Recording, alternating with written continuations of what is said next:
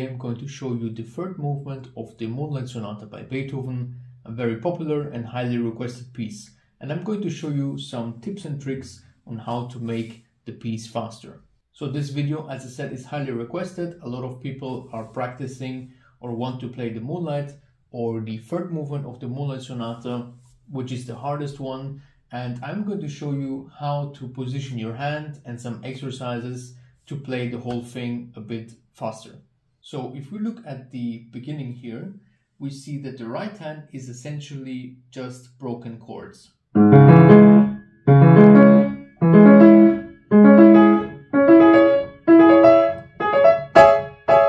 So in order to play these arpeggios faster, we basically need to think about how we want to position our hand. If we take a lot of time in between each group, then obviously that will not work. I will demonstrate.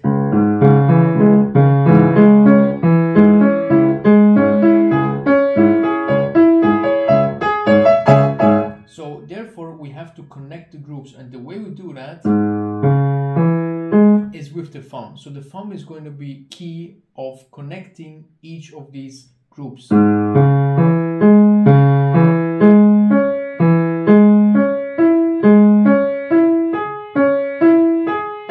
So when you have played one group, already prepare the thumb to the next position.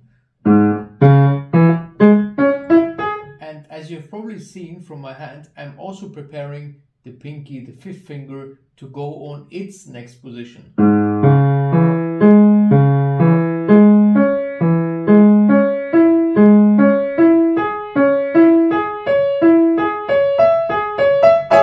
So by doing these two things, preparing the thumb and preparing the pinky, we're now ready for the next group.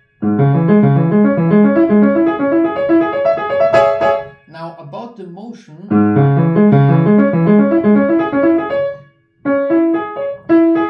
think of it like this. You start a bit high up on each thumb and you turn the arm round like this.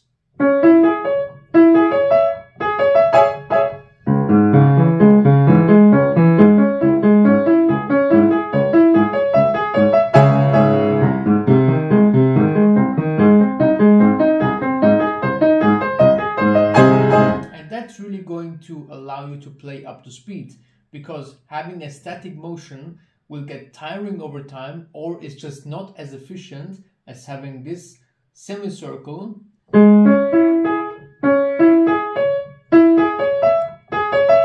now. Obviously I'm exaggerating here, and you should exaggerate when you're practicing, but in the real tempo or in the faster tempo,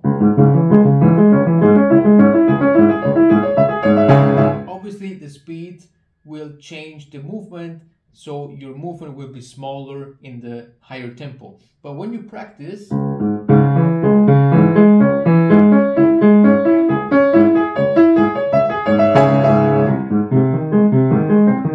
make sure that you do this semicircle each time. And you will see that with preparing the thumb, preparing the pinky to the next position, and combining these groups with a natural motion here, you will get up to speed in no time. I mean, this is really the difference between playing like this and playing everything together. Really makes a huge difference on your technique, and you will feel that it's much more connected and it will work faster and more naturally. Now if you look at this passage here, we add a new element, because here we need to use rotation.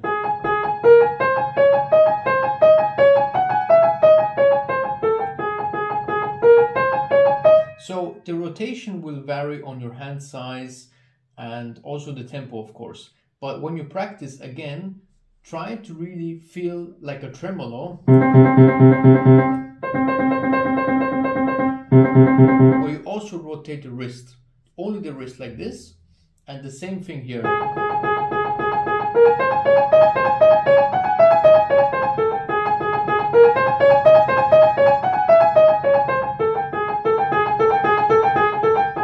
And that's really going going to work nicely in a high tempo when you just rotate the wrist.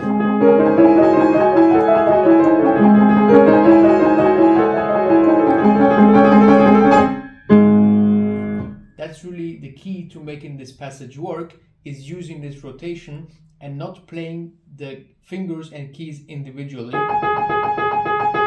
because this motion and this movement cannot work in a fast tempo. Instead, you want the rotation, which you can try tremolos.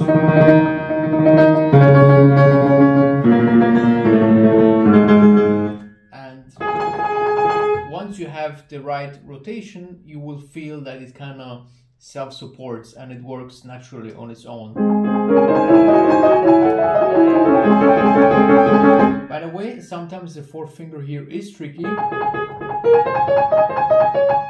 So when you do have that, you can push the elbow a bit out here to make the approach straight. Because if you're playing the fourth finger like this, sometimes it's a bit difficult to get the power delivered to the finger. So by bringing the elbow out, it will be easier for you to get that fourth.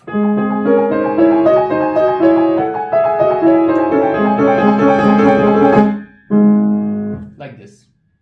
For each of these groups here, which later on also happen in the right hand, for example here, it's also useful to have a small rotation, and this will not be as large as before, as here, but it will be a subtle rotation.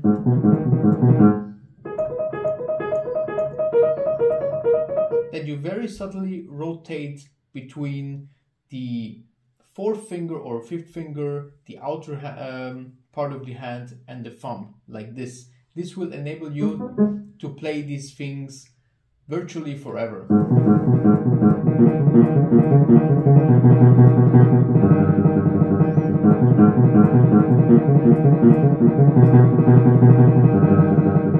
Without getting tired, of course. So whenever you have this, use a little bit of rotation, but really just a little bit. Don't overdo it like with the tremolos here, because it will just destroy the passage. Also, it has to be quiet.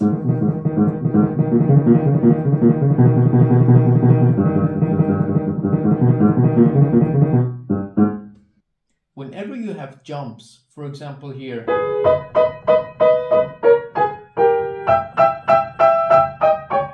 you can practice by taking the first note and then the one after the jump, like so, and then again, for example here,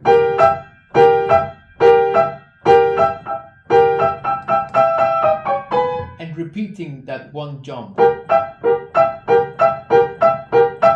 And this will make you more secure, and you also actively practice the jumping element, which is here. You can also do other exercises, for example, hold down the note and then quickly jump.